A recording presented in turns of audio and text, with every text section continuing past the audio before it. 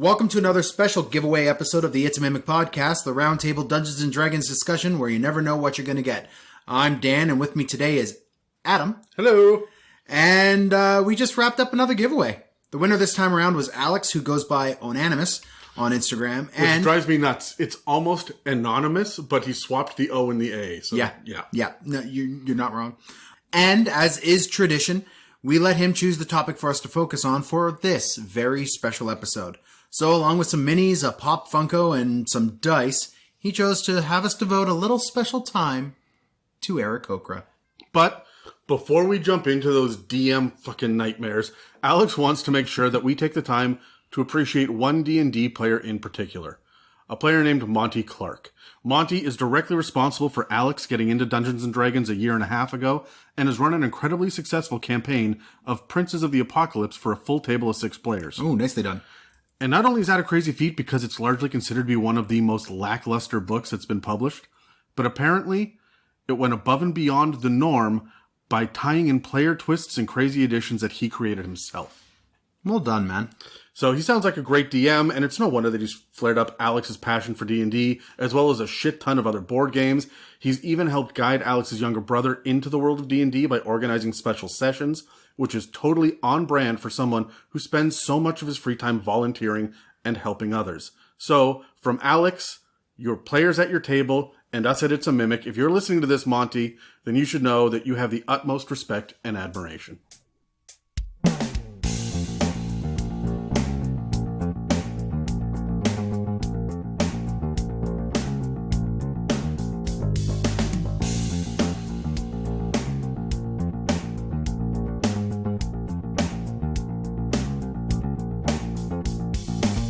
So now we're going to get into the nitty-gritties of the Ericocra. Ericocra? Ericocra. But before we do, we should point out that they are featured heavily in some of the portions of Princes of the Apocalypse and Tomb of Annihilation. But other than that, there's not a whole lot left elsewhere. Besides like a one-page spread in the Monster Manual. So we're relying a lot on these books for this info. We're going to try to stay spoiler-free as we can, but because we're diving deep into 2 straight-up campaign settings, your spoiler warning ahead. Yeah, there's going to be shit that we cannot avoid here. Yeah. So, if you're going to play Tomb of Annihilation specifically, it's got a big portion of it where you go to visit Ericocra. Yeah, it'll be all over the place, guys. Yeah. It's us. You know what to expect by now. So, Asmodeus. Asmodeus? This episode got me looking into pronunciations again just because of Ericocra, which is why if you go to the subreddit, I actually threw up a link in like a pronunciation guide. The pronunciation guide from EN World, which goes back editions to. Yeah. But specifically, I called you out, Dan, for not being able to actually speak like a human being. I speak just fine, thanks. You done talk goodly. So I speak. Am I the Jar Jar Binks of this podcast? Yes. Oh. Yes, you are. I'm sad now. That's okay because Brad is the 3PO. Megan's the Han Solo. Dave's the R2-D2? No, Dave is the Chewbacca. Big, hairy grunts. Nobody really knows what he's talking about because Eberron, and then off he goes to do whatever it is. Who's over Terry? There. Terry is Grand Moff Tarkin. Oh, I wouldn't give him that much credit. He's the guy that... enough of your sorceress ways, Vader. That's Terry. Yeah, all right, there you go. Okay, so let's talk about what exactly Ericocra are. I looked this up, and the double A is the same as it is in New Canaan, right? You know, yeah. Right, so the word Canaan, the second syllable has 2 A's and makes an and sound. It says it's the same A sound as the word happy, but starting off in era, man, it's been fucking with me all week. So, anyways, Ericocra is the official pronunciation. It's with an O. It's not an Ericocra, unfortunately. Oh. Yeah, that's a lot of jokes that I just had to get rid of, so zip back up and put away. I had to tuck them back down one pant Just had to circumcise those jokes off. Exactly. Yeah, okay. So anyway, these are medium-sized bird people with arms and legs and wings. Okay. If you don't know anything else about them, they're just bird people. They're anthropomorphic birds. They have beaks, feathers and talons, they tend to be lawful good according to the monster manual, but like all intelligent races, their alignment can vary wildly. Yeah, I mean, that tracks. I mean, they always kind of have this air of regality to them, so I kind of expect them to be lawful good, and them being from the plane of air, that also tracks for me. That's always been the more... in that end of the spectrum, the elemental plane, it's the one that is closest to Mount Celestia and everything. That's where the lawful good area is. So it makes sense to me. Yeah. The interesting thing about the Ericocra, and you see it with dragons and griffins and pretty much anything that is related to flying or birds, except for, of course, Kenku and wyverns. In most other fantasy, you don't have front arms or front legs or whatnot if you have wings. Mm-hmm. Standard fantasy dragons just have 2 legs and big-ass wings. They don't do a whole lot of crawling around. This actually sent me down a bit of a rabbit trail a few years back of just utter rage with other versions of the game, other editions, other tabletop RPGs, and even Game of Thrones. I think it's where it came out. It was Game of Thrones. Game of Thrones, yeah. Yeah. They had the dragons. They called them dragons in Game of Thrones. I'm like, they got hind legs and wings. They're wyverns. They're wyverns. Those are just wyverns. They're not dragons. She's not the mother of dragons. She's the mother of wyverns. So, it's interesting because I have seen with a lot of anthropomorphic birds and cartoons and shit as well, they have essentially little talons at the ends of their wings, or they've got wings that hang off their arms, and that's not the case with these guys. They're like angels. They have arms and fucking bird wings at the back. Yeah, not bird wings with little hooks to grab things. No. Just wings. Yeah. Anyways, that's going to take us to the next point here, which is a lot of people will just make any anthropomorphic bird and call it an Aarakocra. But that's kind of bird racist. Yep. Yeah. So it specifically says in the Elemental Evil Player's Companion that they are parrots or eagles. Yeah, hard stop. Yeah. Which is weird. Females have muted colors like brown and gray, and males have bright reds and oranges and yellows, which is odd when you think about eagles and bright reds and greens and yellows and those colors. But sure. The point is, by canon, Ericocra are not cranes, they're not sparrows, they're not geese, they're not penguins. You can't have a chicken Ericocra. You can't have a pelican or an owl or an ostrich. Allegedly. It's almost not worth thinking about. Yeah. And I mean, this makes sense. One of my big problems with Ericocra is they have always, at my tables, ended up being gag characters, where you have a big crane, or one of my buddies wanted to play Howard the Duck, so he just played an Aarakocra, and I'm like... And honestly, a lot of the artwork that you find on Google and stuff is for like the owl Aarakocra and that kind of stuff. And if that's how you want to play it at your table, that's fine. But if you're going to be Adventure League, or you're sticking to the material and strictly, then it's kind of a mix between parrot and eagle. And it's funny, previous editions had a lot of things that looked like parrots, and they even had the little hands at the end of the wings too. Like there's been a redesign for 5th Ed, and apparently it's all eagles as far as the eye can see now. Yeah, I mean, how many? There's not, in terms of like miniatures, there's not a lot of options for Ericocra. There's one, and it looks like an eagle. Yeah, and I have one, and I broke it, and I was very upset because it was rare. So, yeah. One of the other things about their wings is the big complaint that everyone has. Yes, these motherfuckers can fly. They're fast when they fly. They're able to travel up to 50 feet per round. At level 1, you suck. I hate you as a DM. So, this is probably because of their light body weight and hollow bones. Interesting sidebar. There is a puzzle. Here's one of the spoilers. There is a puzzle. There's a trap in one of the campaigns. I won't say which, where there is a flood that comes into a room and you're going to drown. But there are a bunch of Ericocra bones littered throughout this room. If you break the wax seal on them, you can actually breathe the air in their hollow bones, and that's how you're supposed to survive. That's metal as shit. Right? So, yes, they have 50-foot movement speed, but they only have 25-foot per round walking speed.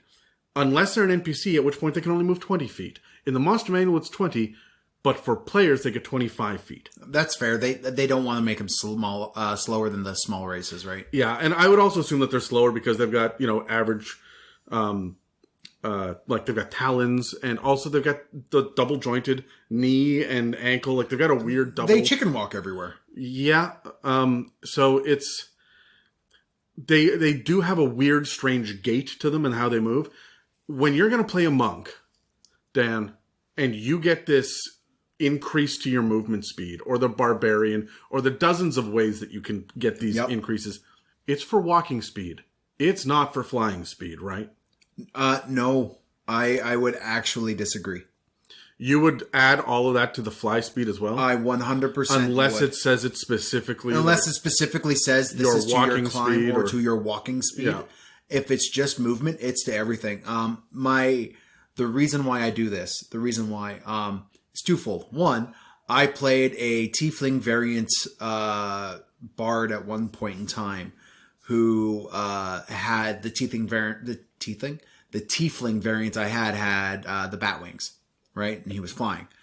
We're going to get into why having a PC that could fly at will is a pain in the ass for any tier 1 campaign. Later on, you could start to deal with it, but tier 1, you solve a lot of problems just by being able to fly. But it made me realize if you are using mechanical flight in some way, you have wings, you are actually, motion is happening to keep your body aloft, you're not hovering, right?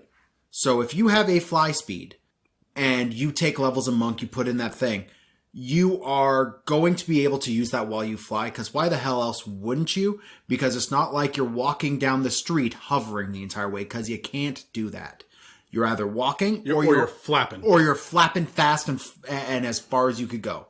So I would say, you know what? You make a good point. Normally, I am going to say that I want it for walking speed only.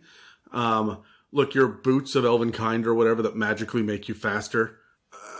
I'm sorry, guys. It's boots, it's on feet. The magic affects your walking speed. I don't know. It could affect your swimming speed. I don't think... Kick. Yeah, okay, but I don't think it can affect your fly speed. So my point is, talk it over with your DM and be specific. When you start to choose subclasses and classes and class features and whatnot because of the crazy movement speed, make sure your DM is going to say that that's okay before you level up to the next thing and then get disappointed at the table. Yeah. The other thing we want to point out here with the whole movement thing, speed thing being 25 feet, they kind of max out at 5 feet tall. These aren't the massive regal, like standing shoulder and shoulder with your Goliath level eagle characters. Their wingspan might be large, sure, but they are at most really 5 feet tall. Yeah. So they're everything in D&D is short. Yeah. Have you noticed that? Like, there's nothing. It's one of the reasons why I like half-orcs. Because I'm a tall person, I find it hard to put myself in the frame of mind of someone like middling height. Oh, if I need to be super short, just pretend you're your own penis. 5 feet tall? Yeah, okay, I could track that. I need to see a doctor at some point. Oh, for more than just that reason. Delusion seems to be why you need to go see a doctor. Anyway, so no, I just noticed that like Goliaths, Orcish blood, and like hobgoblins. No, even hobgoblins are human sized. Yeah, but I mean, my point is, there's nothing really like humans are up there. The average 6 foot human is big. I mean, you spend a lot of your time looking down. In 3.5, elves were significantly shorter than humans. I'm not sure if they are significantly shorter now. Not significantly, but because they are shorter. They moved over more towards that Tolkien version of an elf rather than what they were before, which was far more fey and angular. Yeah. Yeah. Anyways, these birds are middling height. Yeah, which is probably why they end up getting mistaken for large birds. Yeah. Right? When they're up in the skies. Yeah, well, they tend to stick to the skies. And it says in one part in Tomb of Annihilation that it takes a passive perception score of 15 to be able to identify any sort of Ericocra soaring overhead. But, I mean, this is going to change depending on whatever the circumstances are. Sure. I mean, if it's foggy at nighttime, then it's going to be harder. And if they're closer, whatever, it'd be easier. And if you are an Ericocra monk, Ericocra monk, and you're flying through the skies at, I don't know, 80 feet around, because you could, I'm going to add more difficulty to that, because you are just a blur. You are a bird, a plane, and Superman all at once. Sure. I'm carrying the gnome. Now you're a passenger jet.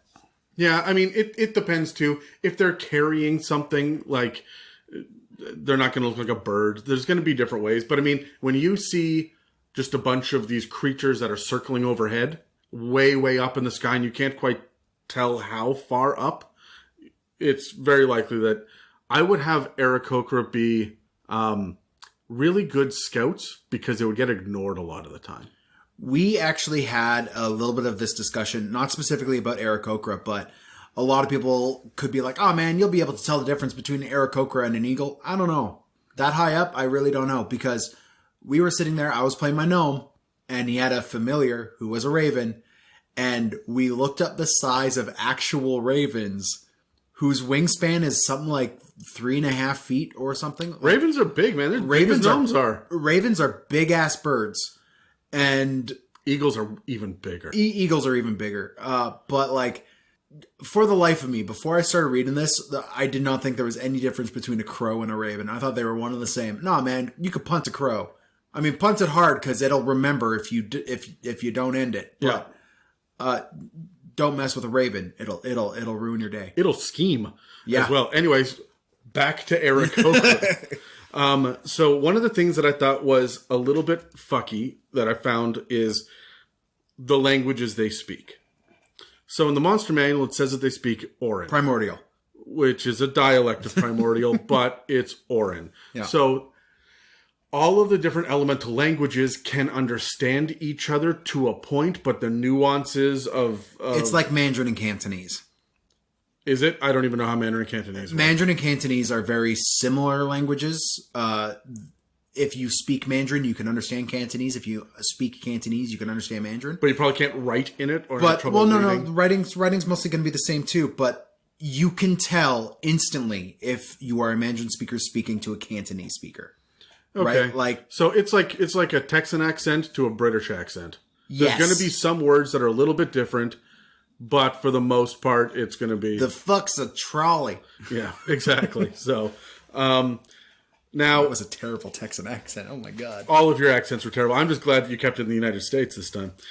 In the Elemental Evil Player's Companion, it actually says that there's an Ericocra language. And that all Ericocra speak it. But they also speak it on top of Orin and Common. There's no other mention anywhere of the Ericocra language.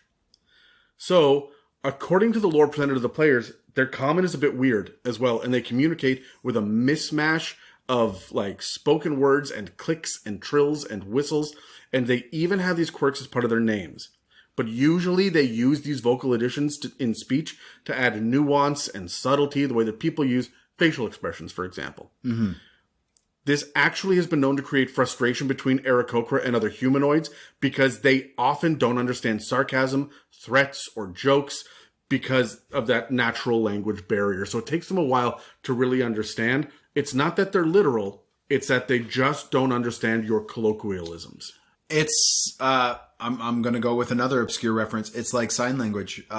If you are learning how to sign, you understand just how important facial expression is. It's not just hand movements. It's just not speaking through hand movements. Where your eyebrows sit on your face as you are signing matters to the context of what you're signing. Yep. So these mannerisms, these vocal tics and stuff are really interesting. This is going to, for me as a player, be a stumbling block. I don't like all of these weird vocal patterns and issues and tics and whatnot. What I would like to do is say... I'm going to run forward and I'm going to say this, and I'm just going to use my voice. But it's going to be understood that I've got trills and clicks and whistles and stuff in it, and my Dungeon Master should be able to flavor it in. Oh, when they hear you, there's a particular whistle, so they don't understand exactly what you mean. Say it again.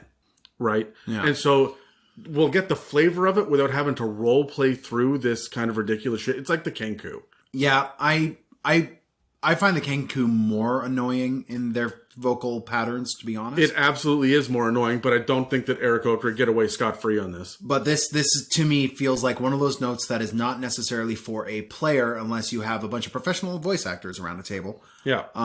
It's for a DM to justify a failed social check of some sort, right? Yeah, I agree with you. I think that it's good, too, for an NPC. If you don't have an Era Cochran in the party and an NPC walks up, as a dungeon master, I'm not worried about doing the voice and getting all of this stuff right, because, for fuck's sakes, I got enough other shit going on. But if I'm going to have an Ericocra heavy campaign and whatnot, it's going to come up repeatedly. Yeah. There's going to have to be insight checks and maybe even history checks for Ericocra, because it says that the more that you've been around humans, the better you get at it, at this level of communication as well. So it can be really hard to play Ericocra. It can, yeah. To cross that realm into playing is like I said, it's one of the reasons why I've never really played. I've played an Aarakocra, actually. You did play one, but it was in like a one shot. Yeah, it was in a one shot. Anyways, getting into that bird, like the one thing around the table that I see when I've seen Aarakocra be played is the body posture. If you are playing one as a player, changing your body posture could help, but you don't necessarily have to do like the neck twists and like don't go full bird person, I guess is what I'm trying to say. Like, yeah, but also don't go full bird person either, which is the Rick and Morty reference I'm making, where he's just totally deadpan. Yes, yeah, right. Like you're still a person. You're just, you see the world slightly differently, and you communicate in a different way. Yeah, you got a bird's eye view. Anyways, Aarakocra also resemble birds in a number of other ways. Like they groom their feathers constantly. They are attracted to shiny things, but I mean, who isn't? And they enjoy diving for fish, for food. Yeah, as a matter of fact, it actually brings up in the material that if they have the option to land in water, they will. I mean, that makes sense. They got those soft, hollow bones. Water is going to be a softer land than landing on water. Or, sorry, landing on land. Or watering on land. Yeah, whatever. Anyways, they tend to reach maturity at 3 years old. Well, birds are like that, too. Yep. And they live about 30 years, which gives them quite short life priorities. Like, your average human goes to, I think it's 80, 75, 80.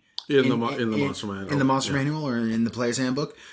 So these guys have got to do what they're doing in their short lifespan, and they know it. Yeah. They also have a number of bird mannerisms that can make them seem foreign or weird, but it works for them. One of their main combat tactics, for example, is swooping down from above and attacking with javelins or talons, then soaring away and circling again. They dive bomb. Terry would love them. Yeah, and honestly, this is the thing that pisses off DMs more than anything else. Yeah. According to the Monster Manual, any dive bomb attack that includes plummeting 30 feet at an enemy will do additional damage, but this doesn't seem to apply to players for some reason. I'm starting to really see the difference now between with the Ericocra players and the Ericocra monsters or NPCs. Yeah. You can see the holes in the design here. There are some real issues that Wizards didn't think about when they were trying to make these congruous. You know what I mean? Yeah. So it's kind of like we were reading the Monster Manual version of I think it's the Goliath versus the Goliath we see in Theros. Is it Theros? I think it's the Elemental Evil Player's Companion as well. Like, there's some things that don't line up there as well, and even just in flavor text, right? Like, there's even get little bits and pieces of that with goblinoids and things, and it just goes to show you that you should understand the flavor and then apply the fact that you are a hero, even at level 1. Yeah, the rules do not apply to you for whatever reason, right? You are different, you are chosen, you are unique, whatever it is. Your play tactics are going to be slightly different. And a lot of times for me, I justify that by saying, I'm in and around other humanoids. I act differently. Yeah. My party is more important to me than my base cultural issues until I'm in the culture, right? But if I'm walking around and I've got certain limitations or I don't get extra bonuses, maybe the dive bombing thing is really cool. And I can do that occasionally. My DM will let me get it once per long rest. But it fucking rattles me and it scares everyone around. Oh, yeah. So I don't do it. And that's my justification. You got to start thinking outside the box when it comes to these incongruencies between the Monster Manual and the players. Well, any player species outside of the Player's Handbook is going to have a little bit of this lack of lining up that's going to happen, and you've got to justify it from a lore standpoint more than a mechanic standpoint. I find, like, based off the lore, there's not really any reason for you to ever play a lizard folk PC, but people do. Based off the lore, there's no real reason for you to play a hobgoblin heroic lawful good character. Doesn't make sense, but you do. So there's going to be some justification there. Apply that kind of same stuff to why Era the Cochran. mechanics are different, though, is The mechanics, the mechanics. Things, yeah.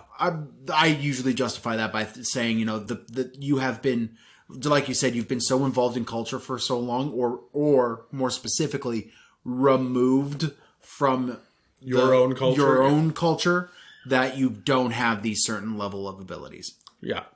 So another noteworthy detail, while we're talking about exactly who Ericocra are, is that they don't seem to really have any major political structures outside of following their elders, and they tend to exist in small numbers. There are a couple of mentions of monks and, is it shamans, Dad? Shamans. Is that how you say Shamans. it? Shamans. So that stuff does exist here and there in the books, but there are very few details given as to what these monks or these shamans are doing, what magics they have, access to, or what the monks are able to do as well, right? Like what special monk abilities or thought processes or whatever they can have as well. So it's interesting to me that there was enough thought put into it without there being any real thought put into it. And you can tell because this is a race that comes from one of the early 5th edition days, right? The Elemental Evil, the Princes of the Apocalypse, is one of the first modules that was printed. Yep. And like Tyranny of Dragons, it doesn't hold up too well these days now that we're a little bit deeper into Yeah, we've now know what the plot of 5e is, what the feel of 5e is. They didn't. They were building, and we know the balance a little bit better too with the bounded accuracy and the action economy. So, like, we are starting to see now it's balanced better, especially in the other campaign settings. Yeah. That have come out, the Ravnicas and the Eberrons and whatnot. So the early ones, the fact that, like I said earlier in the episode, this guy Monty had a successful Prince of the Apocalypse campaign is fucking unheard of. Yeah. Right. And more props to Monty for that. Yeah. So I am kind of shocked by how little thought was put in to this incredibly popular, lesser known though, race, right? There are people that absolutely love them if they know they exist. Now, to give Wizards of the Coast a little bit of leeway on this, because I feel like I'm shitting on them, there are not many Aarakocra. Their population size is very, very small. Well, they're not from the material plane. Even outside, even in the plane of air, they don't have big numbers. There are very, very few of them. And there are only a handful of outposts on the material plane where they're actually from. And again, even those outposts are small. So where they are is going to matter a lot more than how many there are at this point, because we've now determined that there's not going to be a whole hell of a lot. So most Aarakocra, yes, got it right that time, live in the elemental plane of air. There's a massive eternal storm called the Howling Gyre. Gyre. Gyroscope. Okay, the Howling Gyre that whips winds and rain around, but inside is a peaceful space called Aka. Is it, or is it Aka? Is it? I don't know. There's no pronunciation. It's Aaqa. The only thing I know is that there's no wa sound. It's not aqua because there's no u in it. It's still that, like, oh, you're starting off with the a from the word happy. Aka. Fuck. I think it's Aka. Do your best. Only the main reason is because you're playing a bird person, so Aka. Is that where you come from? That is literally my entire train of thought. But they're not crows. You're fine. I mean, you're not going to find a lot of Kenku in the elemental plane of air. What? Yeah, they just keep falling. Yeah, they can't fly. Anyways. You hope that they've heard someone say help in the past so they can communicate. Yeah, right? Anyways, so this place of Aka or Aka or whatever you want to say. Do your best. Yeah. This is where most of your Ericocra are going to live. Yeah. Otherwise, though, they tend to make their aeries on mountaintops or high up in ancient trees, but they tend to avoid traveling to other planes except in extreme circumstances. They will charge through portals into the material plane to follow and hunt down their enemies. And they'll often stand guard on the other side of portals to make sure no one gets into a Ka or however you want to pronounce it, right? So they are, in a big way, guardians of their homelands. Yes, very much so. I don't want to say they're xenophobic or even territorial, but they are protective. Well, yeah, I mean, when you don't have a large population, you're going to really care for the ones you got left.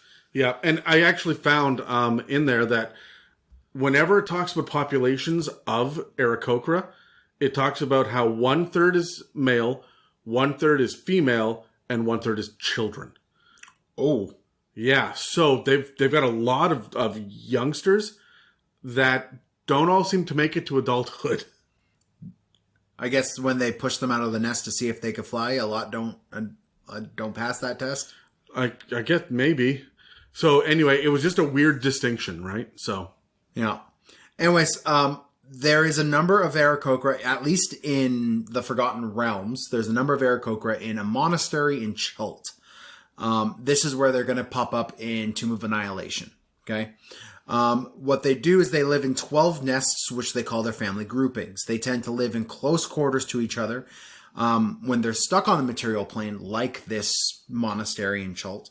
It's up on a cliff face. It's up on a cliff face, and like it's a sheer cliff. You have to be able to fly to get to it. Yeah. Right?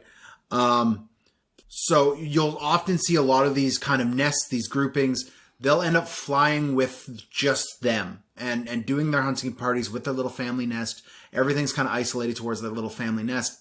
And you'll see them soaring in these loose groupings for days or even months on the updrafts in the plane of air. Yeah, but they don't have the small groupings like they do on the material plane. Yeah. They don't have that on the plane of air. So there will just be hundreds of them flying about there. And that's the majority of them. Like, we're talking their entire species is probably a few thousand. Yeah. But you're going to get these smaller groups that range in the dozens on the material plane, but they stay very close-knit. Like, they know that they're outsiders.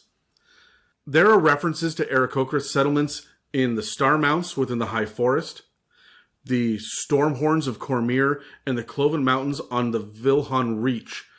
But there's little information about these groups or even these fucking locations in 5th edition. So you really have to give us a Forgotten Realms book, please. Not Sword Coast, because... Yeah. Anyway, the only thing that we know in 5th edition is that the Aarakocra that are in the Star Mounts are waging war with a green dragon that decimated their numbers. Well, that's a bad day. Yep. These groups, including the one in Chult, have closer ties to the Forgotten Realms than the Plane of Air, and so they're actually worked into it. This is their home now, but they're still small, insular populations. Yeah, I mean, the one in Chult, I'm basing this off memory here, is, it's a monastery. It's got a lot of connections to the meta plot of what's going on in Tomb of Annihilation. But these are definitely like several generations of Aarakocra have passed here. Yes. Several. And there's like we said before, there's an elder that they listen to, right? Yeah. And who's supported by a shaman, and that's standard. That is standard Aarakocra hierarchy, essentially. Yeah. So with them being based in this realm, we've got to worry about what they're doing. And so you got to think about the Aarakocra as a territorial group of rangers if you're playing them as a DM, right? They protect their homelands and each other by using hit and run tactics, and keeping mostly to themselves. They're going to be fairly isolated from general civilization. They're friendly enough to prove allies, but see themselves as protectors and guardians. In Chult, they're known for helping explorers and adventurers in need, as long as they show respect to the wilderness and their landscapes. Yeah, like these guys are, like you said, they're hit and run. They're on the move all of the time, except when they go back to roost. Mm-hmm. And that really does seem to be how they are, even in the Plane of Air. They're there to protect the outskirts, to keep people out, to keep the homeland safe. That's how rangers are about their forests, right? Yeah. Or their desert, or wherever it is that your ranger's from. Yeah. Typically a forest. What's interesting is that Aarakocra have actually two inherent enemies. One for the and that's all we get besides this green dragon that terrorizes the people over there. We've got gargoyles that terrorize the Aarakocra in the plane of air. Yes, because they're from the plane of Earth, and they're actually referred to as flying stone by the Ericocra. These are like polar opposite enemies. Yes, they hate each other viciously, and there are portals between the two planes, and so these are battlefields. But there's not a whole lot of gargoyles. Naturally, there's not a whole lot of Ericocra. So these are skirmishes that they see as being big battles. Yeah. Like, we gathered 120 of us to go fight 40 of them. Yeah, right. It feels like Entmoot. And like they call it, we got battalions together, right? Yeah. But there's also the Terrafolk, which are colloquially known as the Terrorfolk, which I thought was kind of neat. It says that in the Tomb of Annihilation. Yep. But they are, pterodactyl people. Anthropomorphic pterodactyl people. Yeah, and they're malicious raiders and marauders. So while the Ericocra will help people, and that's their basic general setting, if you're nice to the environment and to us, we will help you. The Terrafolk do not help. They are there. You are a victim. They are also large-sized, and in my humble opinion, under CR'd for the amount of challenge they actually pose a party when you meet them in Tomb of Annihilation. DMs, if you are running Tomb of Annihilation and you're about to have a Terrafolk encounter, remove one, and it'll still be a difficult challenge to your party. Yeah, I'm going to say that it's going to take, considering that the Ericocra only have a CR of 1/4 in the monster manual, it's going to take a number of them to take down one of these big fuckers. Yeah. We've also been given 3 different groupings of Aarakocra in the lore so far. There's the 56-person settlement in Chult, which is the only specific settlement we could really find. But there are also mentions of scouting parties and war bands in Princes of the Apocalypse. If you look at their groupings in their monster manual thing, you'll see that scout groups are small of 1d4 plus 1 Aarakocra. Who are on a hunt for elemental cultists or other elemental bad guys. War bands are made of 1d6 plus 3 Aarakocra. So a war band is 9 dudes max. Plus an air elemental. That's not nothing, Dan. That is not nothing. That is super freaking beefy. They're out there doing the same thing as the scouts, right? But you have a fucking air elemental. Yeah. This is super interesting because in the monster manual it says that any 5 Aarakocra within 30 feet of each other can perform a wind dance, I guess, where they dance for 3 consecutive rounds and summon an air elemental. That's nuts. That is one of the fastest summonings that's out there. Yep. Especially for just the inherent ability that any Aarakocra can do this. Yeah. This air elemental that they summon is always friendly toward them, and can be dismissed by any of them, and it could stay for up to an hour. Yep. Which is ridiculous. When it returns to the plane of air, any adjacent Aarakocra can return with it. So it also functions as a portal back home. But only for Ericocra. And it's an elemental alliance we don't really ever see like that close of a thing. Right? Yeah, normally you are binding them in Eberron, or you're unleashing them, right? You're not working with them the way that Ericocra do. Yeah. So I really, really, really like this idea of summoning the air elemental. And if I have an Ericocra in the party, I'm going to give 4 or 5 Ericocra NPCs. We won't go with you, but let's get you an air elemental for this really tough battle you're going to do. Oh, that'd be cool. Right, so the party then gets a pet air elemental that will stay as long as the Aarakocra is conscious.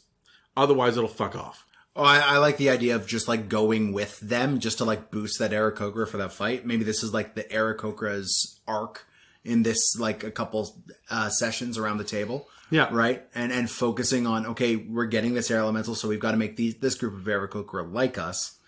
And then we get the air elemental to take on the boss, and when the boss is done, the air elemental's gone. Yeah, it's a really cool idea besides just giving them a temporary magic weapon, which I see a lot. Yeah. The other thing about it, too, is that when you go down there, you don't get to take a short rest. You need catnap, right? Yeah. You spell catnap, but they need to finish a 1-hour short rest in order to summon another one. So you can't even really spam these. I would absolutely love to have Ericocra as villains somehow, even though they're like neutral good. And then you keep running into groups of them. And if you see that there are more than, 8 of them together, you would better drop some numbers or keep them separate because they will spend 3 consecutive rounds and they're going to start throwing air elementals at you. And it doesn't necessarily say how big the air elemental is either. That's really left open to interpretation. I'm going to say the basic large. Yeah. But, I mean, if I'm a devious DM... Well, I mean, if you have a bunch of ancient Aarakocra who have mastered the art of the dance and included a few other things, and now they're summoning, I don't know, the Leviathan? No, that's the water one. It's the Elder Tempest. Yeah. Yeah, that's nasty. Yeah. You're a nasty DM. Yeah. And I love you. Yeah. Anyways, So, Ericocra are traditionally nomadic. They are always up in the air and they're soaring and they're kind of rare, which leads them to not really understanding or respecting the idea of political borders or personal property. This is going to start sounding like Kender, and I'm trying to control my rage. This is bullshit, and they always do this in D&D, and I hate it. By not respecting the idea of personal property, it fucks up the campaign. If you are a player, do not lean into this. Understand that it's a social quirk, but don't wreck your party on this. Yeah, it's something to role play. It's not something to actually do, right? Like, yeah. So while they do believe in natural balance, and they are communal, and everything is out there, no one can own the air or the rivers or the fish. So who can own a hog on a farm or berries in a bush, right? So, and that's kind of where they come from. So all of these are just available meals to them. Just because they're on your farm doesn't mean that it's yours. You just tend to them the way that they tend to their howling gyre. Yeah. They might like shiny things, but inherent value doesn't hold any weight for them. Except? Well, the idea of ownership is incredibly weird, but before we get into the one exception... Yeah. It says this in the book. For all of you fuckers that are out there like, oh, I can steal everybody else's stuff.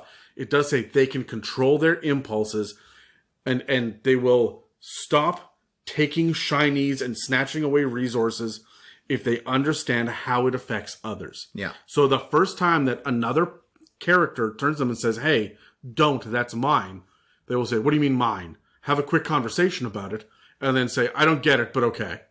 And then probably, is this yours too? And like picking up the log that they were sitting on, right? Yeah. Like, is this yours? Is that, and so is the halfling yours? Cause you talk to him a lot, right? Like they won't really get a whole lot of the idea of this. It can be fun little role playing. Don't let it be an issue at the table. Exactly. Yeah. Now we do want to talk a minute about this heavy asterisk about, the one object of value that Aarakocra have since their inception in Dungeons & Dragons been chasing after. And that is the Rod of Law, or as it's more commonly referred to, the Rod of 7 Parts. It's a powerful artifact that has very cultural significance to the Aarakocra. But despite their quest for pieces of the rod, they tend to be neutral good. Yep. Which is a bit of a weird place to place your mind. It's fine. Their morality comes from nature, not law. That's kind of the explanation there. So they exist beyond normal laws, but aren't particularly chaotic, right? Right. That makes sense. Yeah. So I did a deep dive. Yes, you did. Into the history of this and why they give a shit. I had to look it up. It's not available in 5th ed, but here's the basic ruling, or the basic lore behind it. Wind Dukes are creatures from the elemental plane of air. Yeah. They are black-skinned, and I mean like deep, dark, like the blackest black. They're androgynous, muscular, elemental beings of pure lawfulness. They're also known as Vati.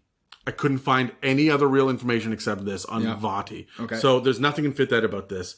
But they are immortal, and most are over 3,000 years old. They tend to wear only belts or harnesses for carrying tools, and their velvety hair is very short and closely cropped.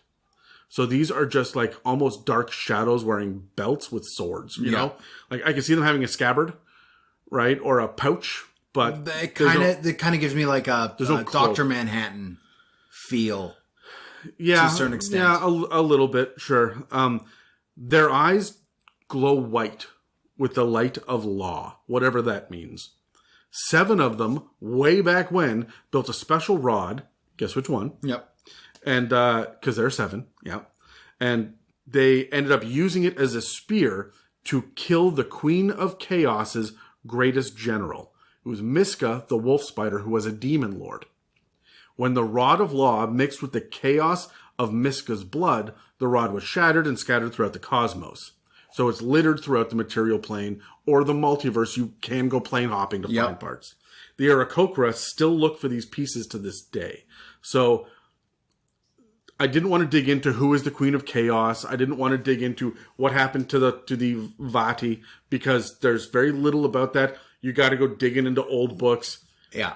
But this is another failing of 5th edition, not including this information. Well, the part that's really, really frustrating about this is the Rod of 7 Parts is one of the biggest it's huge. Artifacts. Everybody knows about about the Iron Hand of Vecna, right? This is another one of these things, and yet it doesn't even fucking exist.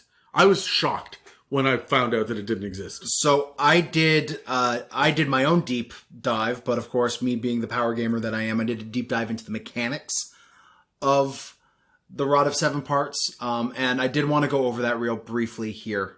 So because I'm a power gamer, I did do a little bit of deep diving into the mechanics of it, and to be completely honest, 5e has nothing. It's not in the DMG, it's not in Princes of the Apocalypse, it's nowhere. As to this point, we have not gotten an official 5th edition version of the Rod of Law or the Rod of 7 Parts. So to get sort of information to build your own, if you want to put this incredibly popular and memorable and historic legendary item in your games, you got to go back to previous editions. So don't worry about it. I did it for you. 1st edition, we got a lot of this lore that we talked about like the Wolf Spider and the Kings of Chaos and the Vati building it. That's where a lot of this lore originated. But not much else. 1st edition mechanics don't really help us to translate over to what we play today. In 2nd edition, we learned that the parts fit together in an ascending length and that these pieces are 4, 5, 6, 8, 10, 12, and 15 inches long. Sorry, do it again. 4, 5, 6. 4, 5, 6, 8, 10, 12, and 15 inches long to each part. Okay. Okay? So that's a huge rod. This is not a rod, this is a staff. It's closer to a quarterstaff. In fact, we'll get to that in a minute, because 2nd edition gives us more stuff than that. We also learned that the rod will slowly warp people's characters' alignments to lawful. 50 inches. Sorry, I just did the math. 50 inches. 50 inches, so it's just shy. So it's just over 4 feet. Just over 4 feet, yeah. So quarterstaff. No. Quarterstaffs are long. Quarterstaffs are about 4 feet. No. Yeah. No. 100%. So what, a full staff then is 16 feet? Is that what you're telling me, Dan? It's not the way the math breaks out, Adam. It could be, you don't know. I do know. Going to the Google machine. Anyways. How long is that's a risky Google. Quarter staff? My guess, 4 to 5 feet. That's a penis. 6 to 9 feet, it says. 6 to 9 feet. Okay, so it's a short quarterstaff. About 2 to 3 meters long for those of you who are normal. Now, the other thing to consider is Ericocra themselves are quite short. So that's huge for them. Well, it's about an appropriately sized walking staff. Well, if it's at 6 feet, if it's at 9 feet, it's almost twice the size of one. Right? Well, no, I'm saying like the Rod of 7 Parts if put together. Yeah. Right? So, anyways, so what it will do is it will slowly change characters' alignment to lawful. And it's the Rod of Law. Of course, it'll do that. We also got some powers from it. The 4-inch piece gives you Cure Light Wounds once a day. The 5-inch piece gives you Slow once a day. 6-inch, Haste once per day. 8-inch, Gust of Wind 5 times a day. Yep. Yeah. That's pretty powerful. And tracks with the fact that air elemental gods kind of made this thing. Well, they're not quite gods. They're just like super beings. alien. Yeah. The 10-inch piece will give you True Seeing once a day. The 12-inch piece, Hold Monster once a day. And the 15-inch piece will give you a Heal once per day. Now, a lot of these spells translate quite well to 5e, so there's not a lot of work to do here, but you can also gain powers based off the construction. Put 2 parts together and you can now fly at will. 3 parts, you have 20% magic resistance. At least that's what it said in 2nd edition. You have you have advantage on saving throws against spells. Yeah. Okay. 4 parts, you get control wind, which is control weather, really. 2 times a day. If you got 5 pieces together, you can shape change twice a day. 6 pieces, you could wind walk once per day. And then if it's fully restored, you got all 7 pieces, you get restoration once per day. Oof. Oh, and an aura that makes everything not lawful run away from you. In fear. That's nuts. Yeah. Because in 5th edition we don't really have auras anymore, I probably would take that out, but restoration as the end cap for putting this all together feels weak. I was going to say all of this feels weak. So, just as a sidebar, as an extra bonus, I built my own Rod of 7 parts for our last campaign. Yeah. So I changed a couple of things. I still did the 4-inch part does cure wounds once a day, and then the 5-inch does slow once a day, 6 inches haste. But instead of 5 gusts, which I thought was the only overpowered thing, the 8-inch I gave True Seeing once a day, and I doubled it for the 10-inch. True Seeing is pretty powerful in 5th edition on its own. Yep. So having the ability to do it twice is a big deal, especially because I play kind of fucky campaigns. Yeah. So the 12-inch I gave heal and not the 15th because I gave the 15-inch greater restoration. You just get it. You don't have to put all the pieces together. Yeah. But then I wanted to also say that whatever you have, however many pieces you have, as you put them together, all of the smaller pieces. So if you have like the 5-inch and the 6-inch and you put them together and you attach them, the 5-inch gets an extra once per day. Yeah. Right? So that you get more uses the further along in the campaign you go, because it was a campaign MacGuffin. Well, the very important thing to note here is if you have the smaller pieces and you connect them into one bigger piece, you don't lose the abilities of the smaller piece for the abilities of the bigger piece. No, they all just stack. Like, you just get more and more and more. So I wanted to lean into it, so I said that if you have a single piece, you get advantage on religion checks. It just kind of made sense to me that you would have that for elemental nonsense. Second piece was fly, which is what you had. Like, if you have 2 pieces, you have to fly. 3 pieces, I gave you spare the dying once per day because I wanted it to be particularly healy. We didn't have a healer in the party for this big epic thing, so I wanted to really lean into that.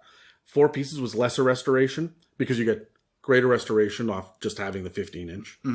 5 pieces gives you cure mass wounds, which was just a little nuts. 6 pieces was anti-magic field once a day.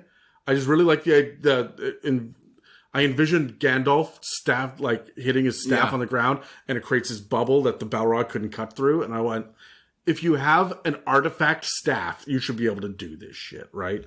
And then the 7th piece was wish, but once you use it, the rod pieces scatter. That's actually something they do later in the game as well. Can I just point out you said doo-doo? Yes, you can. Okay. In the later editions. In fact, let's talk about what they did to this thing in 3rd edition now. Yeah. Because 3rd edition is kind of closest to what we have now with 5th. So in 3rd... Which is bizarre to say that because they're so fucking different. In the Arms and Equipment Guide, in 3rd edition, they kind of detailed out all of the above was mostly unchanged. You had still got the daily abilities and everything else. But if you weren't lawful and you grabbed the rod, you would have to make a DC 17 Wisdom save, which is basically DC 17 Will save, which is basically just a Wisdom save. Or you just become lawful. I'm glad that they got rid of all of this fucking alignment-based shit, because it's just kind of dumb. Well, on the bright side, if you were lawful, if either through being changed or just being lawful before you grab the rod, you can now detect the direction of the next piece. That would be incredibly useful. I should have added that onto mine. Yeah. Now, they also made it so that it can become a weapon. There was no weapon stats for it beforehand. It was just a bunch of magical items that at one point in time was supposedly a spear, which is important. Yeah. But now it can be used as a weapon. So, do you think it's a 15-inch piece or the 4-inch piece that has the blade to it? I don't think any of them do. And that's what I was going to talk about later. Okay. Because if you collect all 7 pieces and you put them together in 3rd edition, it is a +5 quarterstaff. Yeah. I think there's an 8th piece to the rod that is the blade. So you could be walking around with just the tip? Just to see how it feels. Yeah. Is it big, Dan? That's more girthy. It does bludgeoning damage. That's not a spear, my friend. That is my great club. But anyways, they also gave it the ability to cast True Resurrection fully assembled. But like you said with your wish, if you use the rod to cast True Resurrection, the pieces would scatter back into the multiverse and you'd have to find them again. Which I feel like no one is going to take that risk if you hunted down all of these pieces for your campaign. Yeah. Unless you're getting it so you can get True Resurrection as the big plot point in the campaign. Mm-hmm. Right? So I would be remiss to avoid mentioning 4th edition in this discussion. Because 4th edition does have a version of the Rod of Law. We learned that, well, 4th is bad, but each segment was basically changed to be a +1 magic rod. weak. Yep. For each new piece, it would add up consecutively to be a +7 magical rod. Boo. Thank you, 4th edition. It would also increase your critical damage for spells per segment, an additional 1d6 per segment, or 1d10 if you're fighting elementals. Yeah, that doesn't sit right with me. Maybe if you're fighting air or earth elementals, because you're... I would like it more if it was fiends, demons, because of the lore of the staff. Yeah, the law to chaos, but I guess it wasn't the Rod of Law in 4th edition. It was. Very specifically was the Rod of Law. Oh, 4th edition, what even are you? It also gave you a cumulative +1 bonus to diplomacy, intimidate, and religion checks. I like that, though.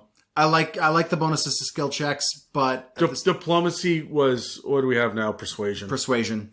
Yeah. Persuasion and insight, I guess. So, I don't think there's really anything you could pull except for maybe giving you skill points for every 3 sections, or fully connected, you could give yourself an advantage on some skills. Or proficiency in whatever. Yeah. But as for 5th edition, we've seen diddly. But if you do want to build their own, you at least now have a springboard from whence you can, bounce off of. That said, there is a few builds on DM's Guild, if you really wanted to check out on those. They're either going to be weirdly specific for a campaign or ridiculously overpowered. Yeah. That's how DM's Guild works. Grain of salt with those, for sure. Look at the ratings, look at the comments and the reviews on them, because there's a lot of discerning eyes on DM's Guild that will inform you on whether or not the product's a good thing to pick up. The other thing that I'm going to say about the Rod of 7 Parts is if you're going to have an Ericocra in the party, it's a great way to bring them into the campaign. Yeah. I really liked using it to have a big resurrection thing, which you guys ended up doing in yours, and the rod shattered, and right, you ended up using the ultimate power for it, and then it was done. But it was a great big MacGuffin. You had to hunt down 7 different pieces. It's huge to get them to do that. So don't expect that they're going to use the final big ass spell that you get from it, and reward them with the little bits as they go. Mm-hmm. Make sure that it is epic feeling enough without unbalancing the party. So if you're going to hand this out, I would sit down and look at what other legendary items can actually give, what artifacts are doing. I'd go to the Mystic Odysseys of Theros. Yeah. Because they've got godly weapons in there that are super fucking powered. Yeah. And I would say aim for 80% of those. But there's a lot of really cool ideas that are in there as well, if you want to beef up the standard shit that earlier editions would have given you. Yeah. So, okay, Dan, well, let's talk about playing as an Aarakocra. For players, besides the 50-foot fly speed and 25-foot walking speed, there's little else to be excited about for the Aarakocra. They get a wisdom increase of 2 and a dex increase of 1. They deal 1d4 slashing damage with unarmed Talon Attacks, which they are proficient with. And they get those 3 languages, though some of them are really rare, so they're not going to come up often. Even the suggested backgrounds of Outlander, Hermit, and Sage are standard. Those are boring. That's what everybody picks. They're the best. Yeah, but I mean... mechanically, those are the best backgrounds. You'll notice that this is one of the handful of races that doesn't get dark vision. Mm-hmm. right? You're not getting any cool increases or cultural relevance outside of the languages. It seems to be based entirely around fly. Yeah. Is that balanced? No. Is it too powerful still? Yes. You think so? 100%. When you consider all the crazy shit that a Ladrin can do, or you look at what all of the crazy increases to strength and shit that orcs get, or, I mean, fuck, every elf, mountain dwarves with their con shit. Like, there's a lot. The lucky feat. There are a lot of things out there. There are a lot. And I said this earlier, the ability to fly solves 70 to 80% of the problems presented to a tier 1 player. You think so? Yes. Show your work. Show your work. What's your math on that? Support your shit, Dan, because I don't necessarily agree with you on that. You have a fly speed of 50 feet, so you are immediately, no matter what class you are, one of the fastest people at the table. You could be a paladin and still be one of the fastest people around the table. Yeah, man, but I've had people that can move more than that. Monks are gonna... True. Now, if you go monk, you're moving even faster, and you know how much trouble I caused as a gnome rogue. You were a gnome rogue fighter, right? Like, right. You got some movement to you. Right. So, like, you could build these guys to be obscenely quick. I mean, they're not tabaxi quick, but they're the next best thing. The ability to fly. You have a fly speed of 50, which means your vertical climb speed is 50. You fight any goblins, anyone with a bow, a lot of spells, all have a range of 30. In a turn, you're getting beyond range. You are able to, and this is a MMORPG term, you're able to kite. It's funny as a bird character as well. You're able to kite things around by just being able to move faster and stay out of their reach vertically. Yep. Right? Which means you're not going to be taking any melee hits. You're just not. Something else would have to fly to do a melee hit, and those encounters are going to be few and far between in tier 1. The second something can fly, it tends to go more towards the CR4, CR5 era of things, which now you have like 4 or 5 of those things in a combat, you're in tier 2. Add spells, which a lot of spells have a longer range. If you are an Ericocra wizard or an Ericocra... you're probably a sorcerer or a ranger or something like that. You just fly up and you could peck things off with your spells. Right? There is so much you can do that just 90% of traps that are pressure plate sensitive don't work. You have to do breaking light beams or tripping a tripwire that somehow the flying creature triggers. There are so many tier 1 threats that are just nullified by the ability to fly. Right? So what I'm saying is, if you do want to play one of these things, be clear with your DM and DMs. If one of your player wants to play one of these, be aware of how you build your encounters, not to counteract it, but to involve that person more in the combat. Because when I played a guy with wings, I found 9 times out of 10, my turns were I just stay up there and fly and sing, play my fiddle. Done. Right? Yeah, all right, look, there's also a downside to having wings, though, Dan. There are a couple of downsides. The 3 big ones that stick out to me. 1, you can fucking fall. And at 1d6 per 10 feet, sure, you went up 50, but when you come down, that is 5d6. At tier 1, that's a kill. You're unconscious. Especially if you're a sorcerer. Oh, yes, if you fall. If you fall, yep. Right? So, but like... Okay, continue. Yep, so that's 1. 2, I don't care what your strength is, you are getting fucking encumbered if you pick up anything. Right? So even if you're a paladin and you have your breastplate, and sure, you do you, and you've got a strength of 18, and sure, that's fine. But if you try to fly with someone, for example, you're moving at half speed, it's 25 feet. I'm like, that's just how I'm going to rule it. There's no hard and fast rule on that one. You got hollow bones and you're a bird person. I would say there's a certain amount of, you're right. I would agree to an extent. If someone is rocking a 19 or a 20 strength barbarian Ericocra, I'm not limiting their movement speed for carrying around a gnome. Not for a gnome, but a cow? I mean, yes, a cow. A paladin? I would. I absolutely would. Well, what I'm saying is there's It has to going make sense. Be some Yeah, logic there's gray apply area. to it. But I'm telling you right now, you're going to fall. And the idea of picking things up, and I'm just going to take this one character with me. That's not how this works. No. Or you're going to get really penalized, which brings me to the second point. You're splitting the party every single time. So you can go up and you don't get hit. That's fine. This balanced encounter for your 4-person party is now an imbalanced encounter for a 3-person party. While you're still doing a bunch of damage, only 3 people are taking damage. So you got to think about it like that. If you've got a sorcerer, a wizard, and a rogue, and you are the ranger or fighter, because those are the things that are promoted, and you go up, there's no meat shield. Those guys are going to drop every fucking time, right? So splitting the party is a big, big issue. And frankly, my favorite thing, the thing that really sets us aside for Ericocra, is that when you go up, everyone can see you. You can't fly when you're fighting scouts. You can't fly if there's a dragon anywhere in the horizon. The moment you take off, everyone knows where the party is. I mean, we talked about the fact that there is I think it said Princes of the Apocalypse, the 15 DC. It's Tomb of Annihilation, but Tomb of Annihilation, to see them.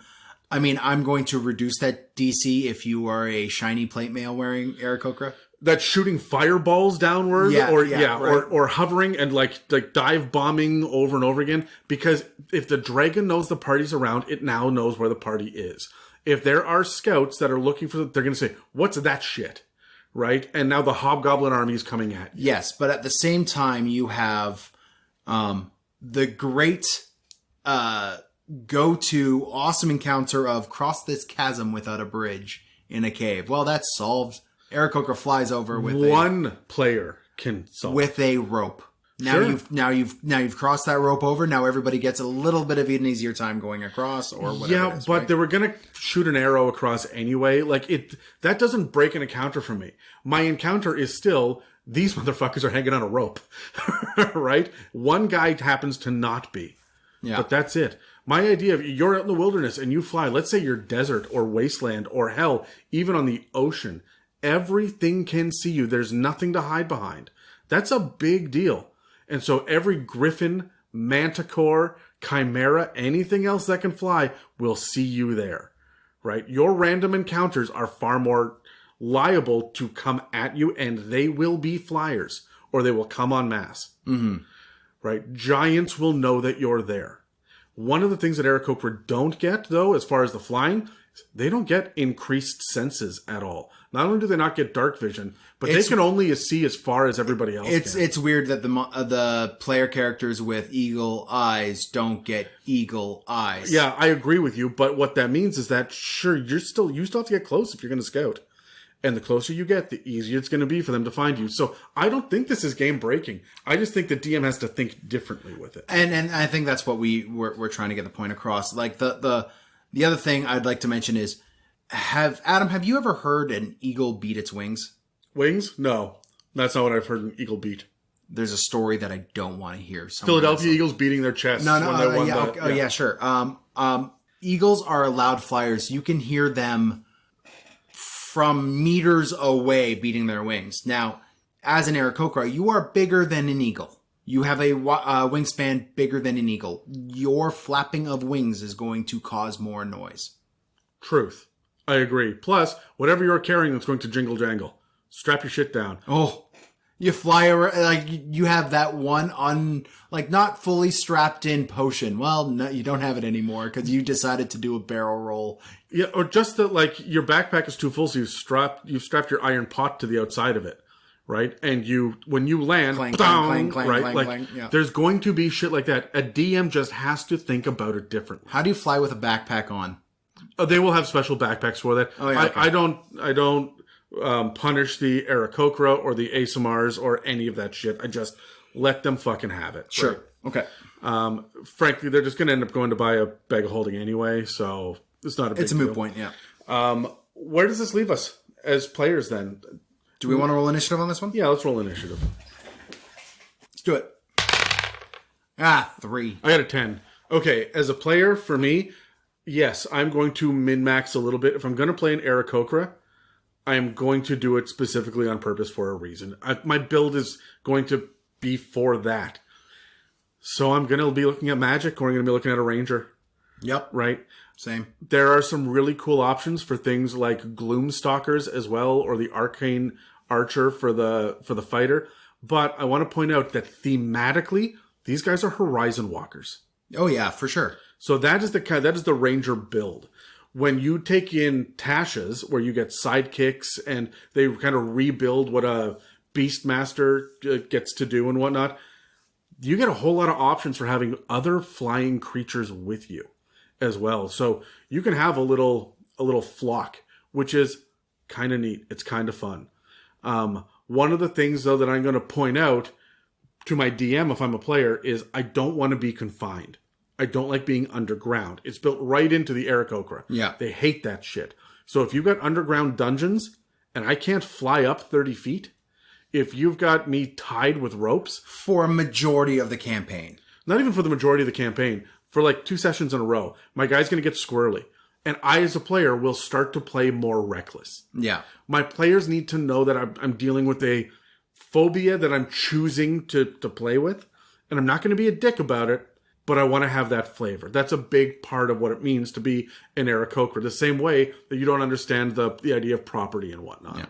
The other way to play this is to really embrace this idea of dive bombing and hit and run tactics. And play a Dragoon in the traditional sense. Get Polearm Master and... Is it the mobile feat or sentinel feat? No, it's mobile feat where you don't get attacks or you don't get opportunity attacks. Yeah. Yeah. So, really, really go in that direction where your character flies. Like, if you want to hit that one tactic, your character flies up into sunlight, so you are hard to see, and then dive bombs. Yeah. Right? Like, it's a really, really cool aesthetic to it, and you get to play that polearm wielding fighter, which everybody online in the min-max groups knows is fun.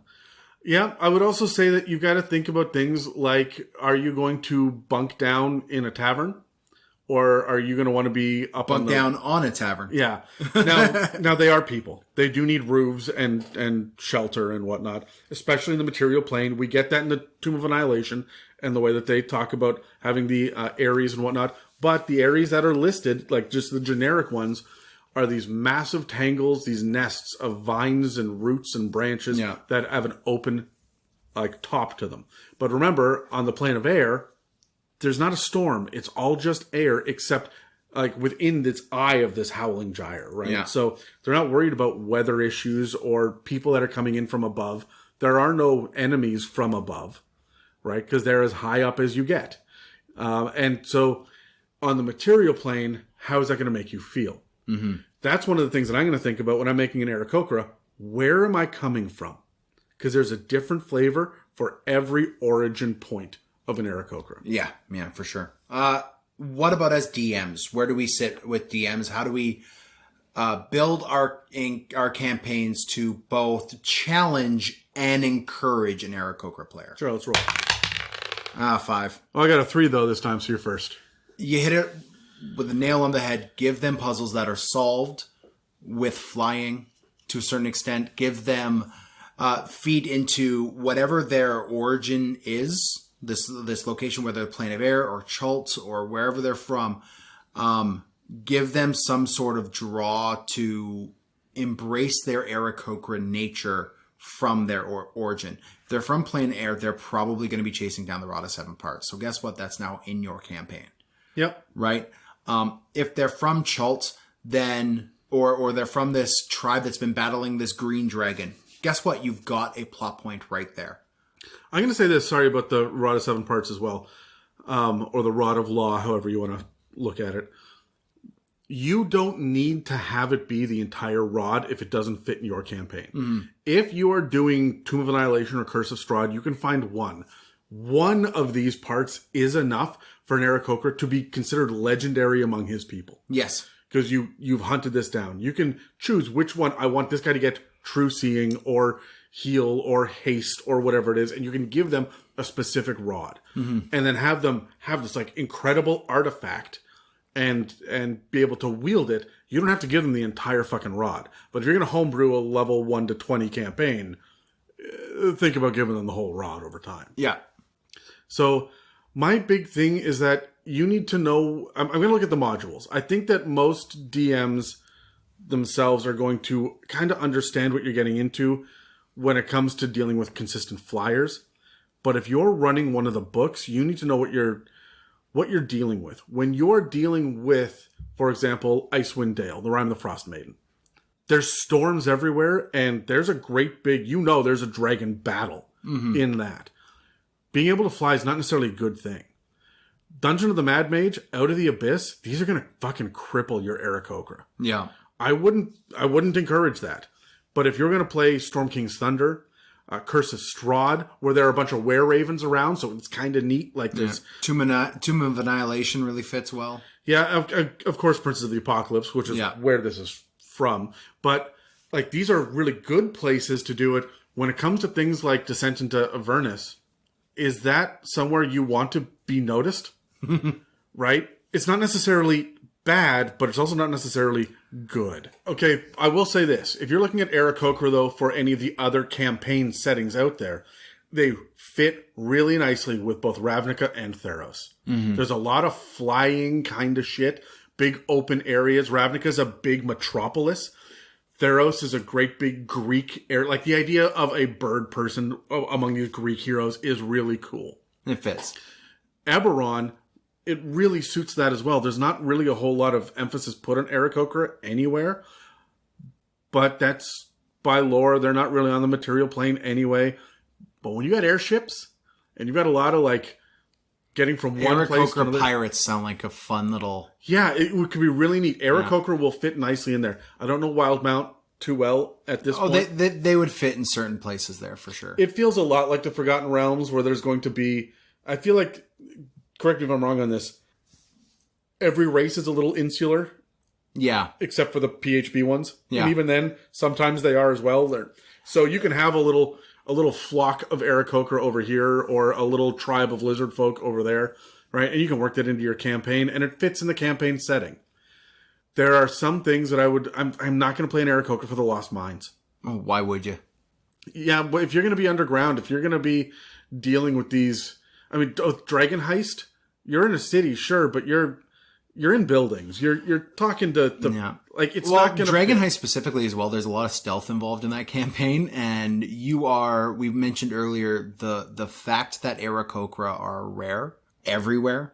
Right? Yeah, they're going to see you. You're going to stick out like a sore thumb. Yeah, that's another consideration to take into right. Like and not in a bad way. People are going to take notes that you're there. They're not going to hate you or have some sort of prejudice necessarily against you.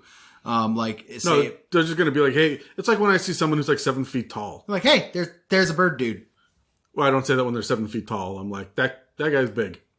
But when he's walking through the store, I just know where he is all of the time, right? Yeah. If someone says, oh, there's a cleanup on aisle 3, but I know that guy's been in the back or over in the dairy section the whole time. Like, that guy didn't fucking do it. He's over there. Yeah. You're just going to... And honestly, that should be taken into consideration for most adventuring parties in the first place. But with Aarakocra, especially because they're so rare. Yeah. The other thing that I would really say for DMs and players is keep your party politics in mind.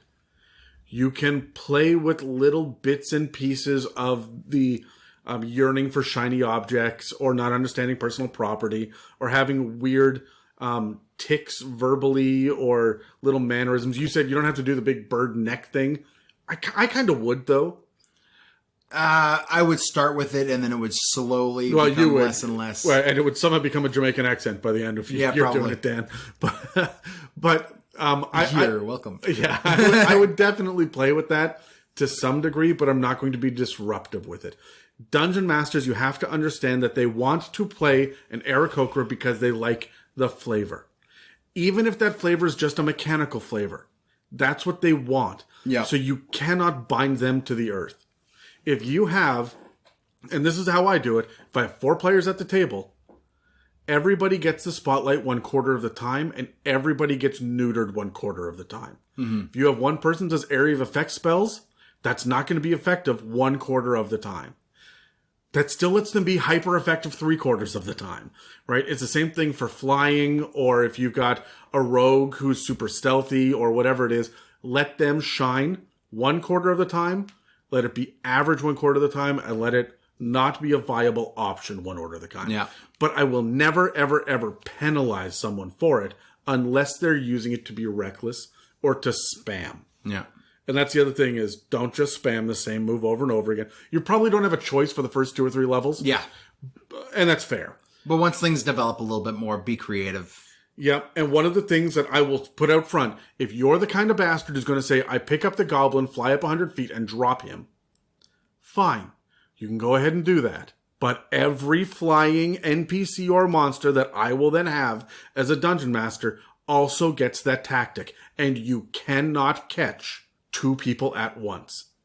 You're not going to be able to catch the half-orc paladin in plate mail. So if you're going to introduce it into the campaign, that's fine. But if you start to abuse it, you need to know I will do it too. Yeah. Adam, would you allow an Aarakocra in your games? Absolutely, I would. Yeah, me too. 100%. Especially if you're going to get to do pirate stuff. I think they fit. You said, Ericocra Sky Pirates. Even just regular pirates. Yeah. Do you like the idea of them being limited to eagles and parrots, or would you? No, not at all. You like the anthropomorphic average bird? Well, yeah. I mean, I really like the owl ones. I do. I really like the pelican ones. Like a pelican Aarakocra sounds like a good time to me. Well, Launchpad McQuack. Fuck off. So, fuck off. Now I'm gonna have DuckTales theme stuck in my head. God damn it. Anyway. Boom, boom, boom, boom, boom, boom, boom. No, that was Tailspin. No, Oh, yeah. I got the DuckTales theme. Oh, I got Tailspin stuck in my head. Sorry. Oh, they're both so good. Anyway, no, look. Fuck you, Dan. Dangerous. So, here's what I'm going to say. The Talon Attacks, the Dex, and Wisdom bonuses that they get, this is going to be for the Eagle Parrot variant. If you're going to homebrew, change that shit a little bit. I'll say this. If you want to be a duck, for example, your fly speed is 30. You still get fly, but it's 30. But now you get a swim speed. Mm-hmm. Yeah. Okay? If you want to be a crow, then you don't get the wisdom, you get the intelligence boost.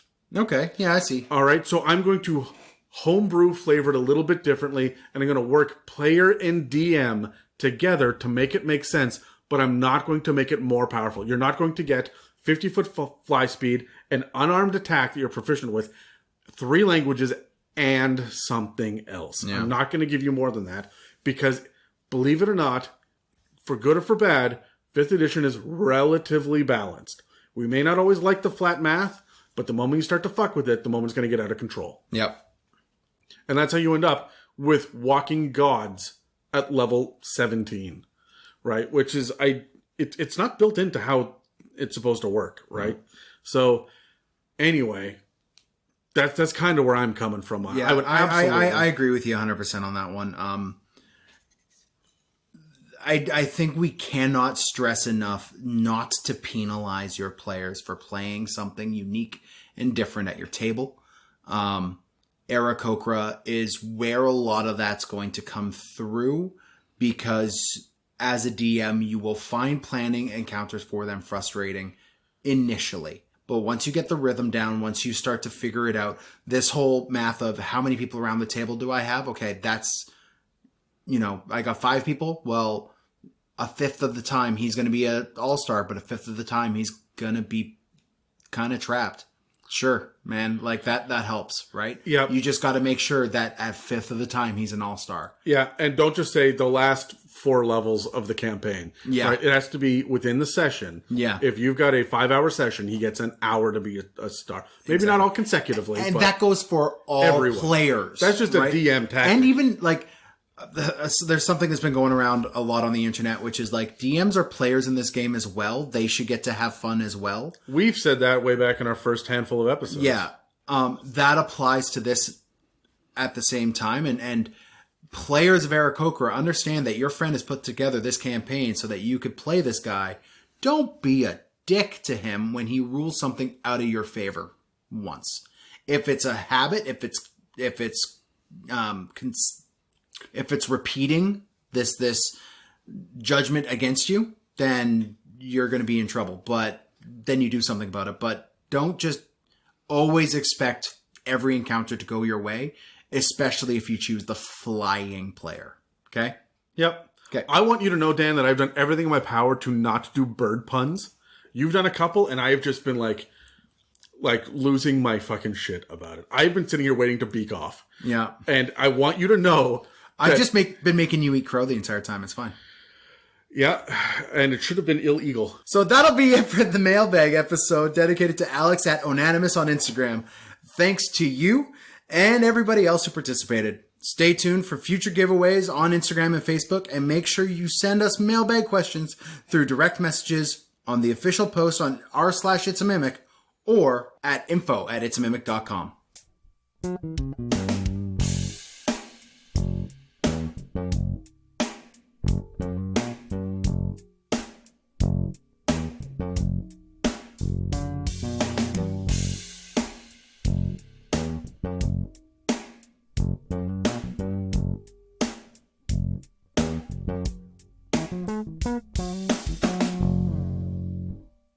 All right, Dan, grab your die. I have one more question. Okay. If it's not a parrot and it's not an eagle, what kind of bird would be the most ridiculously fun, the most unique, you're playing this for a comedy one-shot. Okay. What kind are you building? I'm out of the box. I got a 15. I got a 6. Penguin. I would lean toward penguin. Kiwi. Dodo. Dodo would be fun. Oh, Dodo would be fun. Emu would be fun. I would ask to be a mount. I would ask to be large size. Can I play a large size for a... I do think a pelican would be pretty funny too. Just like a big Mitch McConnell jowl just flopping around. He doesn't have a bag of holding. He just keeps shit in his mouth. It's like, 1 second, let me get my weapon. If I could do a proper cluck, I would be a chicken. Well, we've got our chicken Ericocra in Tremblay in our campaign builder. Yeah, well, is he a chicken or is he? Yeah, no, we flavored him to be a chicken. Okay. So we've already leaned in that, but we had a talking turkey in the Christmas episode we did last year. Yeah. So I mean, there could be a lot of fun with the different birds out there. I just think it's so weird that we didn't bring up bards with all the songbirds. It just makes sense. If you're going to be a spellcaster. Yeah, but I mean, they get that bonus to wisdom. They get that bonus to dex. Yeah, but again, if I'm going to flavor it to be a songbird, a cockatiel, or a budgie, right? I'm going to give them a charisma. I have a question. Are you going to put that guy in a party with your werebear friend who you might call Little John? Yeah, that's what I was going for. Thank you for listening to an It's a Mimic production. Okay, you're done. Eagles are loud flyers. You can hear them several... No, stop. Just stop.